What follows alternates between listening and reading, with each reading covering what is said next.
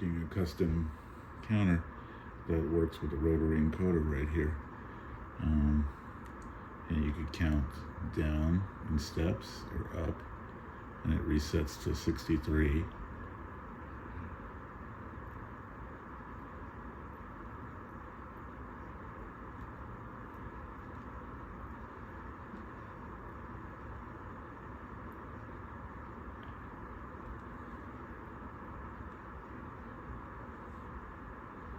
Works pretty well.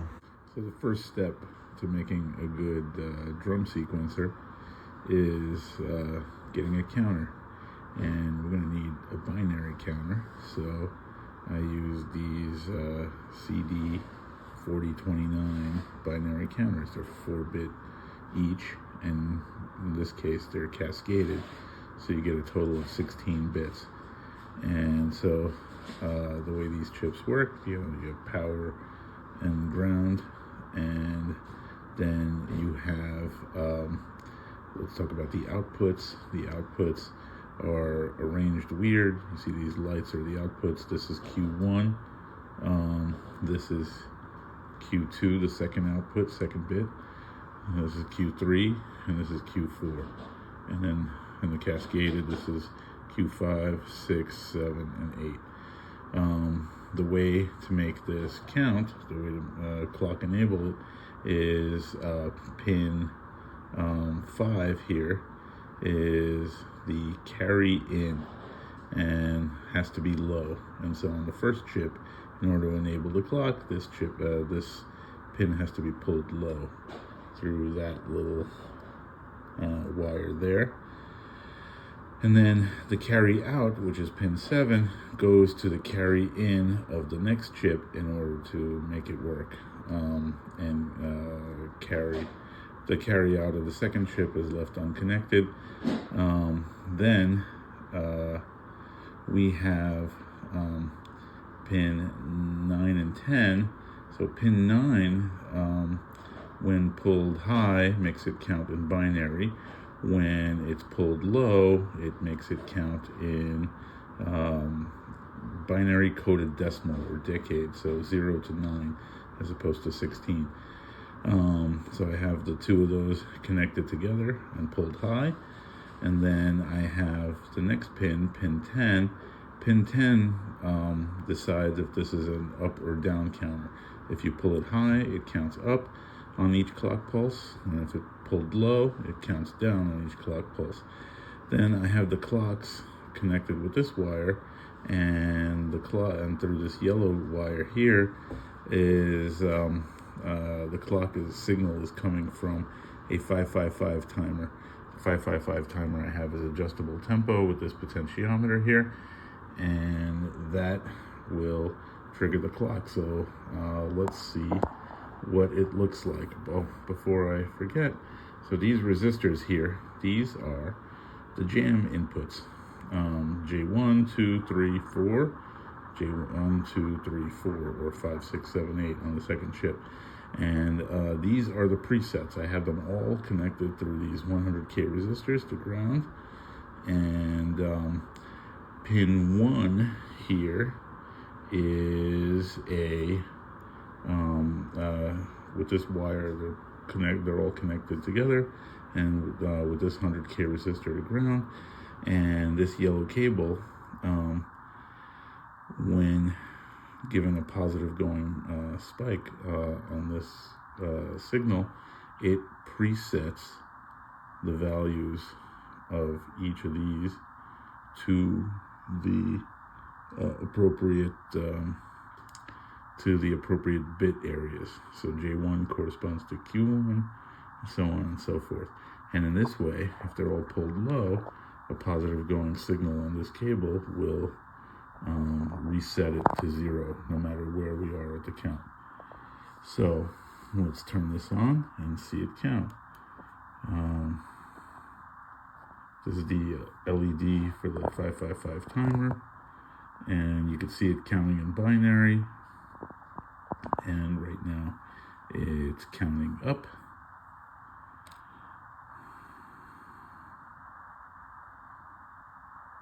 And It's going along its merry way, counting up. Now if I take this wire and pull it to ground, now it's going to count down.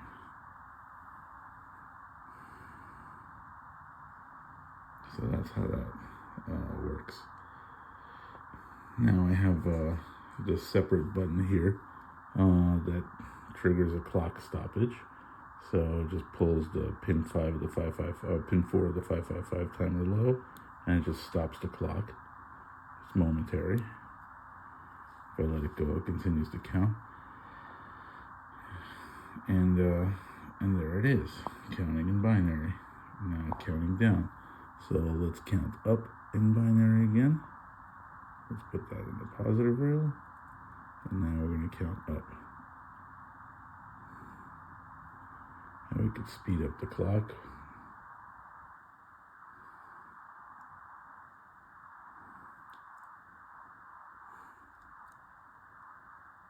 There we go.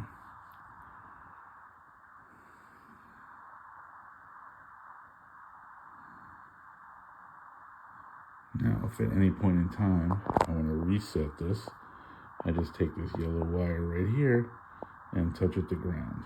So let's touch it to one of these ground, or touch it to positive. Let's touch it to the positive rail there. There we go. Reset to 0 again.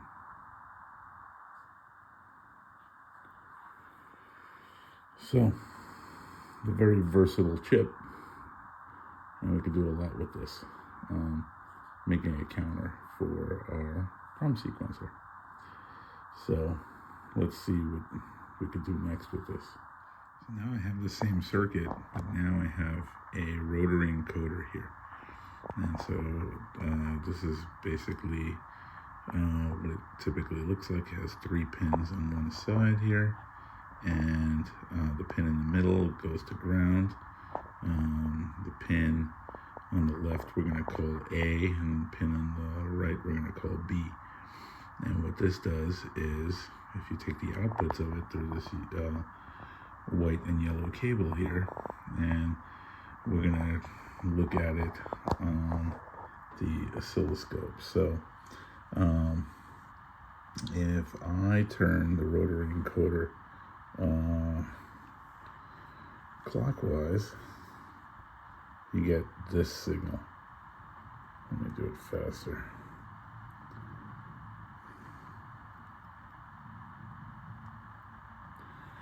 And you can see here, the B goes up before the A does when you turn it clockwise. And it always happens that way.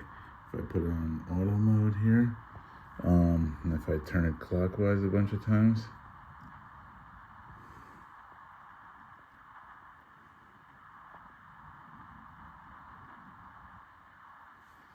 and yeah. So now, if I turn it counterclockwise, notice the B goes down, or comes up after the A, and vice versa.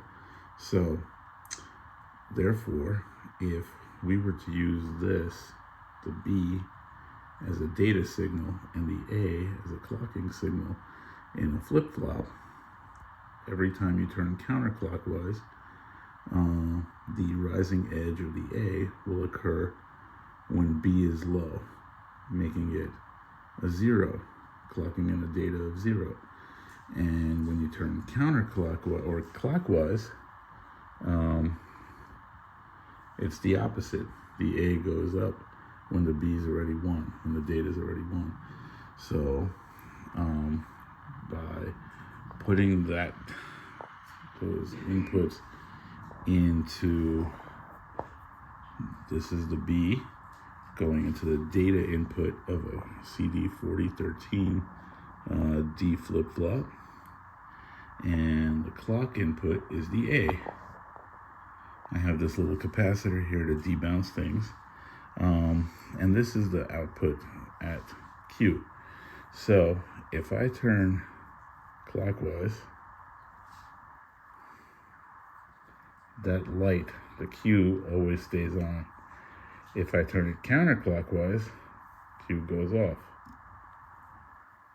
Nope. It's a little finicky, hard to turn. Clockwise, it's on. Counterclockwise, it's off. So now we could potentially use that output as our manual direction for this set of binary counters. So if this binary counter, if this cable controls up or down direction based on whether it's positive or negative, then the cue of that will perform the same job. And you could use the rotary encoder to clock in the direction. So let's try that. So now I have the output of the T flip-flop, which is this indicator light, the cue. And that's going through this yellow wire right here and connects to the wire that controls the direction of the counts. So right now it's counting up because that light is on. Now if I could zoom out here a little bit, and now I'm going to turn this counterclockwise, and our light goes off, and now it's counting down.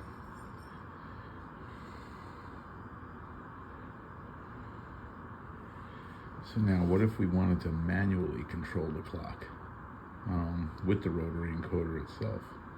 Let's do that next.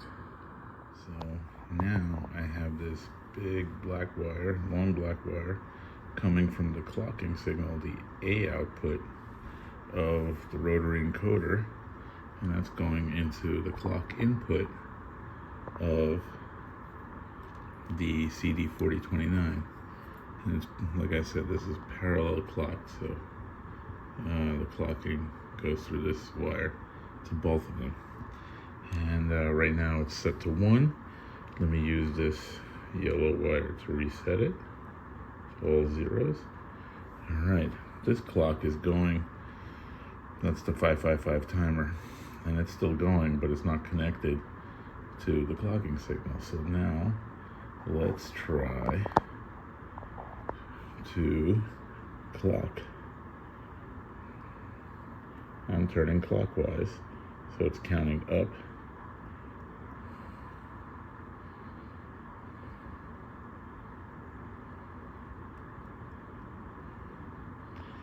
Now let's see about turning counterclockwise, and it should count down.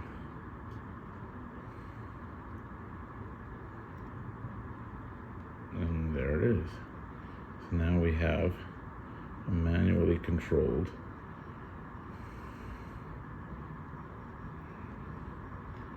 clock with the rotary encoder.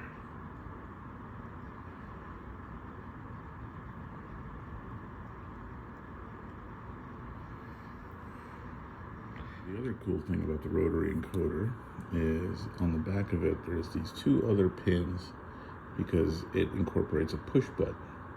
And so I have, this is a momentary switch, and one side is going to 5 volts, and this one, the yellow wire, is going to the reset signal. So let's say I'm manually clocking my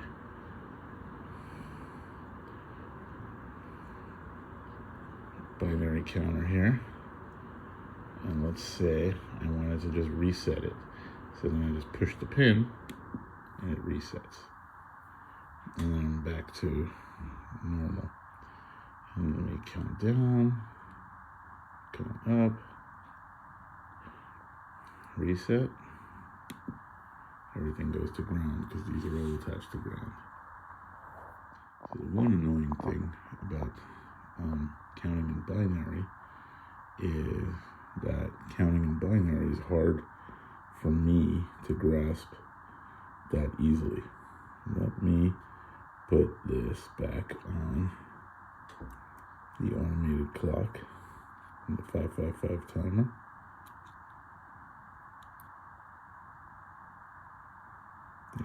continuous.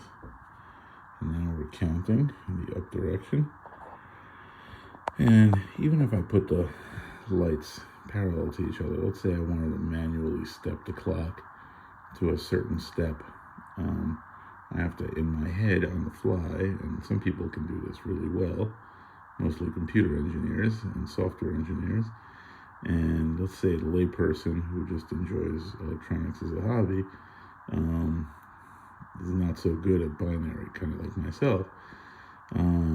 So the wonderful thing about this is that you can, using this wire, change it from binary to decade, and by taking it from 5 volts to ground with this cable, and now we're counting in decade. So it basically counts from 0 to 99, but this is binary coded decimal.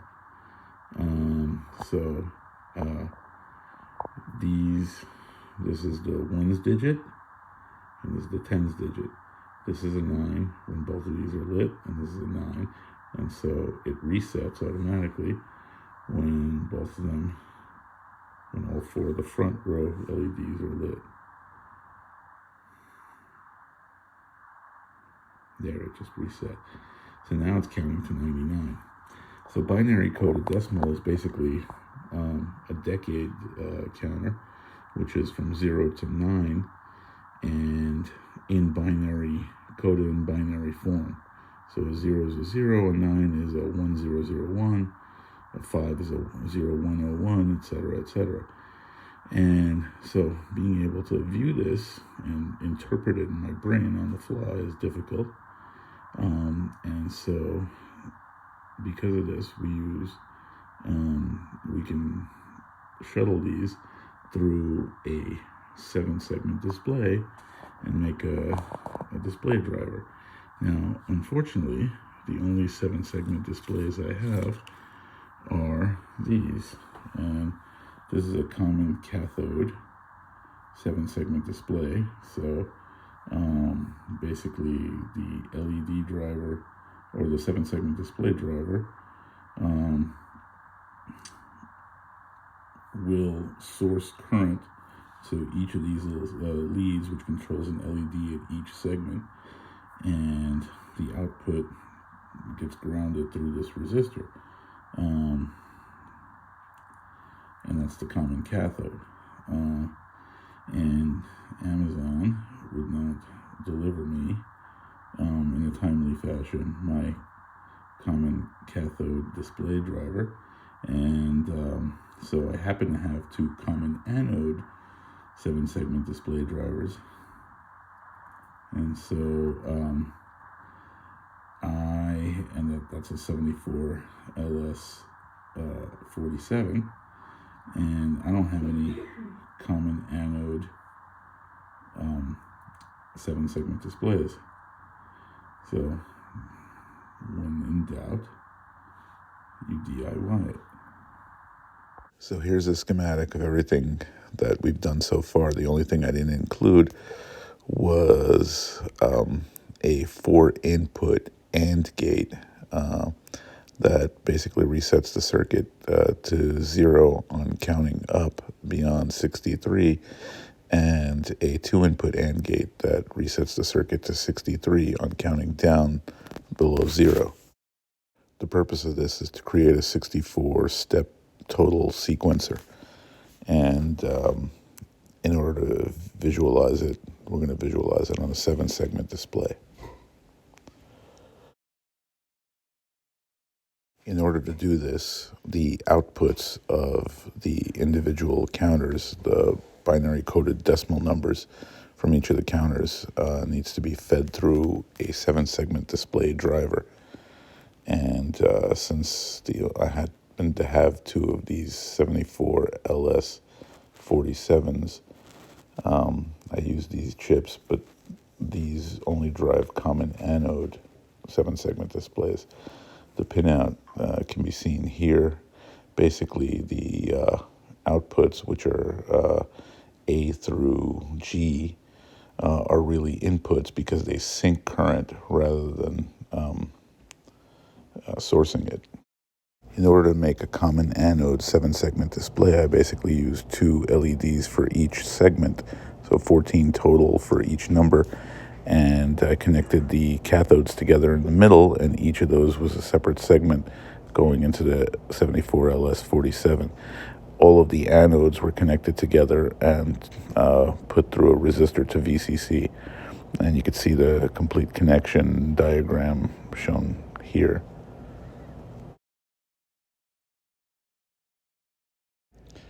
And this is what the final product looks like on a perf board. No common anode. 7-segment display, make your own. And then there were 2.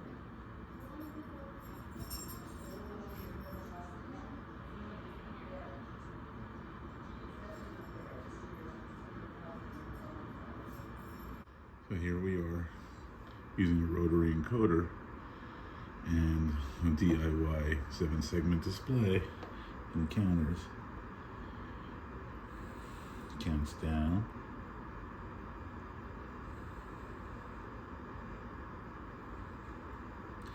And it resets back at 0 to 63. And when you count up, it resets to 0. So there it is, a counter that goes between 0 and 63, basically custom 64-step counter that is controlled by this rotary encoder. So pretty good. So I'm going to leave you guys with the schematic for this entire circuit. If anybody has any questions, leave them in the comments. If you have any suggestions, same thing. But stay tuned for the next video. Thanks for watching.